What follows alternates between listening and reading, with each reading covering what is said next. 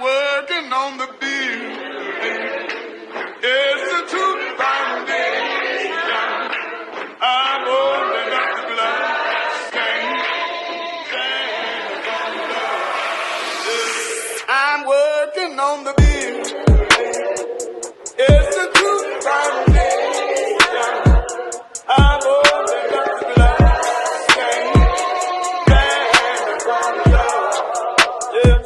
I'm working on the building. It's a true foundation. I'm holding up the glass.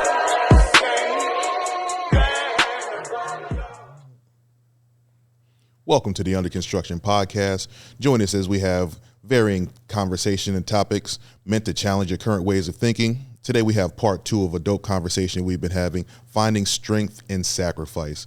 Before we do that, I ask you to like, comment, subscribe if you enjoy the conversation. Any questions you might have, throw them down in the chat. We'll get back to you as soon as we can. But let's introduce the crew. KJ. It's good. Cordell. What up? What up? AJ. You. And I'm T-Dub. Sir. Finding strength in sacrifice. Let's start off with this one, fellas. Let's get it. Why is it important for men to be open and honest about their struggles? Oh, sorry. Got that. So, I think it's important for men to be open and honest about their struggles because the mind is a very dangerous place. Absolutely. And like leaving like subconsciously putting expectations on others is very dangerous. And like if you don't tell somebody you're struggling, it doesn't mean that you're not expecting them to help you. So you sitting there and you're like, yo, I'm drowning, but you won't speak on it. Right, You know what I mean? You're like, yo, what's good? Like, where's the help? Like, you know what I mean? Like you can end up resenting a lot of the people that you consider your close circle. Yeah. And like, you know, unfortunately, like I would imagine a good deal of us, like, you know what I mean, just being strong people and being what we mean to those that we are around the most. Like we actually like carry such a weight quietly that they're not gonna know if you don't say like, hey, it's getting a little heavy. Right. It's getting a little heavy. Like, can I get a little help? Can I get a spot? Right. Yeah, definitely. I believe the importance in it is it's real. You know what I'm saying? Life is a challenge. Anybody who doesn't see that and hasn't experienced that, I don't know where you're living. You know what I'm saying? Because this is a grind on a daily basis for most people. There's some people that don't have, you know, to deal with it in the same ways others do. But I think each of us has their own struggle that's unique to them. And we're open and honest about things that are going on in our lives, and it's not complaining and it's not like oversharing, but just being real. You know what I'm saying? And talking about the things that have gone on in your life, it brings a sense of calm. You know what I mean? When you have the ability to release, right? We always say, you know, when you're stressed out, relax, relate, release, right? And not just relax and relate. You know what I'm saying? There's also comes with that release. And there's something about getting something out of your mind, whether it's written down on paper or whether you share it with others, where there comes that release where we don't hold on to that burden, right? You know what I mean? So I think it's important in that aspect as well. I think it's important because, you know, like they say, closed mouth don't get fed. Yeah, I know that's right. If you don't tell anybody what you're struggling with, how could you ever get the help? Right? You could be talking to somebody that's an expert in what you're struggling with. Right. But if you never say anything, you're never going to get the help. But tying in back to the last episode, I think actually telling people your struggles is actually a sign of strength. Yes, yes it is. Yeah, there's strength and vulnerability. There's strength and vulnerability. So I think that, that's something for us and men in this generation need to adapt to more, as far as it's okay to being able to share your struggles with trusted people, you know? I mean, you got to be honest, and the reason I think so is because it shows value to what you're doing. A lot of times we as people, we overlook certain jobs or overlook what the sacrifices that people make, tying in the last episode, because we don't understand what went into it. We don't understand what that took from them. They don't, like, you can't count the cost, and because you can't count the cost, it's free. Like, that's how we look at it as kids. you don't really recognize how much of your parents' money you spend until you got to spend your own. Then it's like, hold on, wait a minute. I only got X amount of dollars. Like, you start to understand it. And we do understand things by and by, but if we acknowledge and we're honest and we share that we are struggling, or we are we're doing our best, and it takes from us, we give the next generation or whoever's watching or coming up behind us the ability to say it's okay to understand that you have limits. It's okay to understand that you have boundaries. It kind of sets the mold, and also sets it's okay if you start to feel weary while you're in well doing. Yeah. Why is in today's culture vulnerability in men such a negative component? It looks like weakness. Historically, it's been that way, and I think it's like, you know how we say we have like generational curses. I think we have societal curses as well. Of course. And I believe like that's one societal curse, is like, we haven't completely defined manhood to the point of being able to remove some of the brawn and some of the things that are like hardwired into it, protection, provision, and things of that nature. And it's like there's never been this emotional growth, or like, emotional maturity that was subconsciously hardwired into manhood, where like it's like, like somebody probably has to like die for you to see him shed a tear or something like that. You know what I mean? Like, it's like, and people have like, I know my dad even came on the show and talked about his situation with his father, and like he didn't feel devoid of love, but he definitely didn't have affection with his dad. Like, you know what I mean? And it's just like, that's kind of a more historic thing where like the men weren't as emotionally attached, and like, emotions go hand in hand with vulnerability. So it's like, it's kind of just like being the rock for your family. Yeah. And Go ahead. I completely believe in stoicism. I definitely feel like a man should be stoic, but I also believe that men should be in touch with their feelings and their emotions, but also have control over them. Yes. You know what I mean? And I think that's where the line gets blurred, when, especially with our young men, where we don't teach them that they can have emotions, because we're human beings and we all have emotions. Whether we choose to bring those to the surface and deal with them or show them to others, we all know that they're in there. So how do you balance the stoicism and being able to Be vulnerable. unlock the availability for vulnerability? I think conversations like this need to be have. I think that men need to be able to show their children how to do it, and if they don't know how to do it, begin to develop those skills themselves. Anything that we're devoid of, we never improve at. Yeah. You know what I'm saying? So if we know that there's a space that we're lacking, we have to put time and intention to it so that we can get better at it. Whether that's something we have to work on ourselves, whether we work on it with a group of trusted peers, whether we just know that it's not working for us and we want it to work better for our generations. Yeah. So sometimes I think you got like sacrifice like judgment too, because like I think like, like Perception? a man, like a man with a son, like, you know what I mean? Like, you gotta, like, while you're trying to undo things that could have been better for you, Right. you gotta undo how you're subconsciously judging your son, because like, you know what I mean? Like when the kid, like, take two children, it's perfect for you because you have twins, so you're getting it at the same time. You know what I mean? Two little kids skin their knee. The girl starts crying. You're like, oh, baby. Right. But, yo, man up. And like, you gotta like fix like, nah, he's not a punk.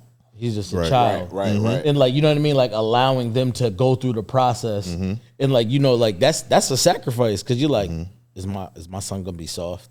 Like, like you thinking about it, like you thinking about every little thing. Like, am I building him up to be a man like me, or am I building? But no, you want to build him up to be well-rounded. You want to build him up to be a better man than you. Right. I think when it comes to another reason why we don't show vulnerability in today's culture and historically is because with vulnerability comes exposure, Yes, right? sir. And with exposure comes shame, comes guilt. Think about some of the stuff that you're being vulnerable about. Right. You know, exposure. So in lack of controlling over the situation, right? Just think about those words. I'm vulnerable, therefore I'm exposed. Think about nakedness. Now with nakedness becomes shame. You know what I mean? Like, so it's out of my control. Yeah. So that's why I believe a lot of us are scared to be vulnerable, because if I'm vulnerable about certain situations, you might react to me and never look at me the same again. Right. And that can happen within your friendship. That can happen within your household. Yes. Now, what if you're with somebody that looks at you like, oh, so I picked the wrong person to lead me? Yes. That's a tough one. Like that. tough. That's why That's dudes. hard That's for why people dudes to do. bury a lot. Yeah. Keep it to that's themselves that's to maintain. That's definitely a challenge. That's- But I think that when you're confident enough to be your authentic self, you begin to notice things about the world. There's very little things that I can control in this world. I can't even control this conversation. All I can do is control my piece of the conversation. Exactly. Right. So if I understand who I am and what I am as a man, I can control my level of vulnerability. Right. I'm not going to overshare. Right. Yep. I'm perceptive enough to say, who am I around? Right. Who can I share this with? How deep do I want to open myself up to? Do I want to pick at this scab a little bit, or do I want to rip it completely open? Right. So you have to have that level of discernment as well. Yeah. But first, we have to be confident in who we are, Yep. and we have to experience things to build confidence. There's no one who's confident at doing something without having done something. Yes. I've always said that the male ego is fragile. It's very fragile. But I mean, but the exterior is so tough. Like it looks so, like, you know what I mean? Like the Yeah. shell. Like, I mean, it's an uncooked egg. Like if you just like, oh, it's something happening here. But it's like it's mush once you break through. Right. Because it's not cooked. You know what I'm saying? Yeah. And I look at the male ego like that. Like I just be like, oh, all right. Like, you know what I mean? Like when you talk about that true confidence though, that true confidence is a thing, because now you can shed your layers. And it's cool, like, you know what I mean? But, you know, we go back to the selection process. Shout out to anybody out there that is on their search. Make sure that whatever you are looking for, friendship-wise and or relationship-wise, you find somebody that deserves that level of vulnerability and someone that can handle it. Yeah. I think it's tough to go back what you're saying, because I know who I am. You know who you are. But there's so many people we deal with that don't, that are the same age as us. You know what I mean? Yeah. So it's like, that's why I say, you know, that's why it's struggle for a lot of men to share, because they don't even know who they are. So how do we encourage men to find out who they are for themselves? Right. But because it's like I was saying, you have to experience something. You do. You don't know who you are if you haven't gone through certain things. If you've sheltered yourself. Right. There's no way to know how fragile your ego is if it's never bounced off the ground, right? Yeah. You may think that you're an egg, but you're actually a rubber ball, and you bounce back, and you have a high level of resiliency. But you think that you're an egg because you've never been able to take a step outside of your comfort zone. You know what I'm saying? So I think that manhood goes into like challenging yourself to do something different, to build experiences. You know what I'm saying? To do something you've never done before. You know what I mean? And oftentimes, I'll give you an example. I was in high school and I was always a football player. You know what I mean? My coach was like, yo, the stuff that you do on the field translate to you wrestling. I'm like, nah, I'm not doing that. You got to wear that singlet. I'm like, before I even knew what it was, I'm like, I'm not wearing that little onesie thing, and I'm not doing that. You know what I'm saying? Roasting everybody on the wrestling team. Spoke to my mom about it, and she was like, "Oh, it's okay if you're scared, right?" Because she knew how to challenge me, right? She knew how to make me uncomfortable, and I'm like, "No, you're not gonna do that. First off, you're not gonna call my moms and have my mom saying I'm scared to do something. Like, nah, we're not gonna do that." Manipulated. And honestly, nah, but she challenged me in a way that she knew she would get the most out of me, right? Had she not done that, Classic I would have psychology. never taken the opportunity and fell in love with it. Challenge accepted. You know what I'm saying? And I did relatively well. You know what I mean? Anybody knows anything about wrestling, usually kids get into wrestling like 7 to 10. You know what I'm saying? Right. I only wrestled, you know what I'm saying, junior and senior year of high school, and I did relatively well. Late. Wow. Super late. If I had been doing it since I was freshman year, crazy. Right. Not even middle school. You know what I'm saying? Right. Who knows what I could have done? Right. And honestly, I feel like I would have loved it more than I did playing football. And I love football to death. That's my first love. Sure. But if I had more experience at a younger age and I had been exposed to it more, I think I would have loved it even more. Because there's something about, you know, young men doing group activities, that's super important. But I think there's also something with young men doing individualized sports where it's just you, right? And like you said, you get that level of exposure, and you're out on the island. And coming from a place where it's like, if I didn't make my block, if my man over here, he got me. You know what I'm saying? And if not, I had a sick running back who was like, yo, you missed that block, but I'm gonna spin out of it, and I got the speed to catch up, so it doesn't make me look as bad. When it's just you on stage and you have to perform, you learn something different about yourself. So sometimes you have to take those challenges on yourself to figure out who you are as a person. And sometimes you thrive in those environments, and sometimes you figure out those environments aren't for you. But you never know unless you take the leap into getting into that experience. So the question I would ask each one of us is, who are we? How would you do if somebody asked you, who are you? How would you define it? Who am I? Sheesh. I mean, I'm weird when I start talking about myself. But nah, like I'm just a man who follows God. What I'd like to tell people, like if we're gonna be friends, I like to tell people I'm not the type of friend who's just gonna agree with you because we're friends. I'm gonna tell you like it is. I'm gonna tell you where he was right. I'm gonna tell you where it was wrong, and then we can build from there. So I'm not like a people pleaser. I'm also the type of person, I also enjoy a challenge, but I also know my boundaries. So I'm like, all right, cool. Like I'll take a challenge. Like if we doing something that's physical or something like that, yeah, I'll play. But like there's also some things that I'm like, yeah, that's not for me. Yeah. So to your point, there are some things where I'm looking at the not necessarily looking at perception, but I'm looking at the stat sheet. Yep. Like, all right, cool. Like, is this for me? When I've done things similar to this activity, how have I fared? And basically kind of doing a quick inventory. Because like what you don't want, or what I don't want at least, is to be embarrassed. So I'm like, all right, cool. I'm not going to walk into, you've done this 90 times. I'm on try one. And because that's what people do. Like they'll be like, all right, yo, let's do this. Yep. And then, but this is something they're experienced in, knowing that they're, oh yeah, I'm gonna beat this person in this thing. Yeah. So like, all right, cool. Let me take some inventory. Yep. Where do I stand? How do I fare? All right, cool. Do I feel like I would be good at this? If I do, all right, cool. We in there. But if I'm not, I'm like, all right, cool. I don't really know how this works. Let me see somebody else do it first. Yeah. So I can kind of make some adjustments. Let me just bring something out that I thought about when you said that, like you don't want to be embarrassed. Yep. What is embarrassment? Embarrassment for me, so more so like I don't want to put myself in a position where I'm clearly outmatched. Like, so I'm looking at it like if we're both new at something and then, like we're both trying something for the first time, cool. Like, all right, we're in the same boat. You might be better than I am. You might be worse than I am. But we're both coming at this from square one. If I know you're the top student of this class, if I know we're at a decathlon and you're the best math person, and I know I have a D in math, not gonna.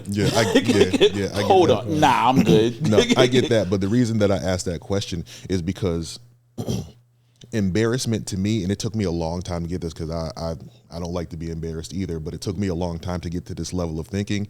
Embarrassment is short term. Yes. It's not something that lingers on forever, right? If you have the right mindset about it. Right? Someone could laugh at me in this moment, but do I value them over what I value in myself? Right. Does their opinion of me mean more to me than who I am to myself? My cores, my values, my morals, all of those things. Embarrassment isn't going to change any of those things. If I'm a good person, I know I'm a good person. I'm just not good at this one thing. Right. Or I may have made myself look silly in this moment, but is that going to be a long-lasting event for me?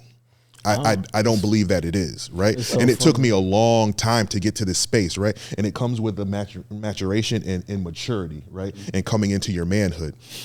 I don't really care about being embarrassed as much as I used to. Yeah. That's not something that's going to prevent me from trying something. Yep.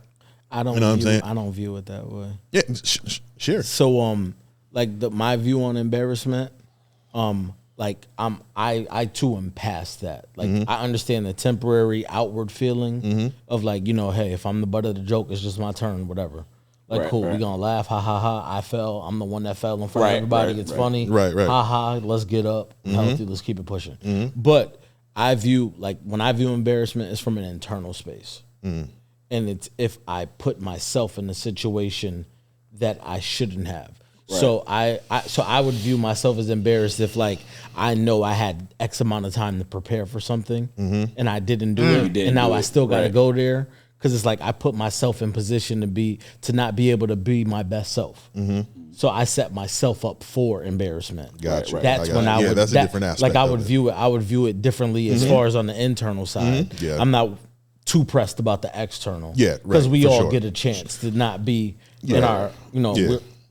whatever. Everybody done tripped up the stairs. We gonna before. bite a hot dog and the ketchup spills out the bottom on your Right. shirt. Sure. Like, it's- Yeah, absolutely. Absolutely. But to go back to C's question, who do I think I am as a man?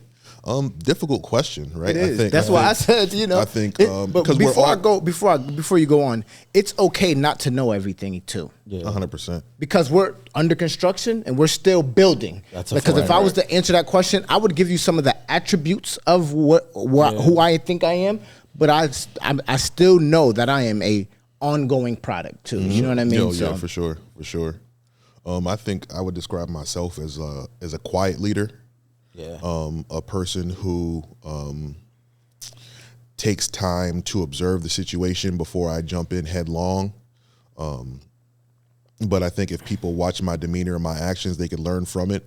And I'm not a gatekeeper or a closed off person. I believe that knowledge is meant to be shared. And if I have something that I can give to the right people and I feel like they're a worthy investment of my time, I don't mind sharing. But I'm not going to give the best of me to people who don't deserve it. So that's a bit about who I think I am as a person. I would basically piggyback off both of you guys. I would say that I think we're all analytical. That we all have that in common. I think that's probably what linked us to do this podcast. You know what I mean? But we're all people that visual. I'm a person that sometimes I wear my heart on my sleeve. You know what I mean? If I got my mind set, one thing my wife, she always says, if I got my mind set on something, that's what I'm doing. You know what I mean? That's the type of person I am, to the point where I'm sacrificing too much. You know what I mean? Like, but when my heart is about something, like when it comes to teaching people the word of God, like that's what I love to do. You know what I mean? So that's something I'm hard on. So I'm one of those people that, like, if I got my mind set on something, I'm gonna give it my all no matter what. And if I don't want to do it, I ain't doing it. That's just, that's and I'm a loving person. I think I just want to see people succeed, man. I want to see people be the best version of themselves. Agreed. So that's just a part of me, who I am. Facts. I say like I'm like a reluctant conversationalist. Like I was given this gift to be able to communicate, Yeah. and I love it, and I love the conversations I have with people, and I love that people have a sense of safety with me that I can't explain, that like makes people like decide to talk to me about stuff. Yeah. But I'm also reluctant to it because, like, if I was to relate it to a sport, like I want to play. I want to be in basketball. I want to be a point guard. Like I want to set the plays up. I don't want to score. Right. And something about being like instrumental in conversations feels like scoring to me. Yeah. Meanwhile, like I like to set it up, Assist. orchestrate it, but I don't necessarily right. want the bucket. Like, you know what I'm saying? Yeah. Like I like Right. I like to set things up. Y'all know, like y'all done been through multiple things with me. You done dealt with me at church. You know what I mean? Like y'all know, like it's like, yo, like I'm cool with Yep. the behind the scenes. For sure. But sometimes it comes with it. Yeah. And like I'm cool with that too, but I'm not stressing that. Like, you know what I mean? right. Yeah. And it sucks because sometimes like an idea will come to my head that's like okay, like for example, when I did music, like, you know what I mean? It's like, oh man, like I really wish I didn't have to be out front, but that's what I did. Like I rapped, so I had to have the mic and be in front. Like I often said, like, you know what I mean? Like some of our success, just the way egos are set up, like it's like, I wish I could have been a musician because I'm perfectly fine with being in the back. Yep. Yeah. And like some people, like they played an instrument, but their personality needed to be seen. So I'm like, yo, you would have been way much more of a better artist than me just because you love the attention. Right. Like we all would have worked as a unit better. You know what I mean? Because I'm just fine with being in the back. And those are the ones that God usually gives those gifts to. Yeah, but that's how I view me. Like that's a little bit of my story. That's dope, man. And it's interesting how we view ourselves versus how Other people view us. You know what I mean? Because I've had conversations with other people, and they're like, "Nah, like that's not how I see you at all. I see you like this," and I'd be like, "Okay, Right. I appreciate that, but that's just not how I see myself."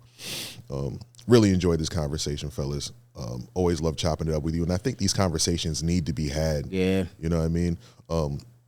The self-development, understanding how you guys see the world, very different often than the way I see the world and how I've walked through it. So I just appreciate your time, your insight, and as we always say on this pod, keep building. Yeah. Peace. I'm working on the building. It's a true foundation. I'm holding up the glass. I'm working on the building.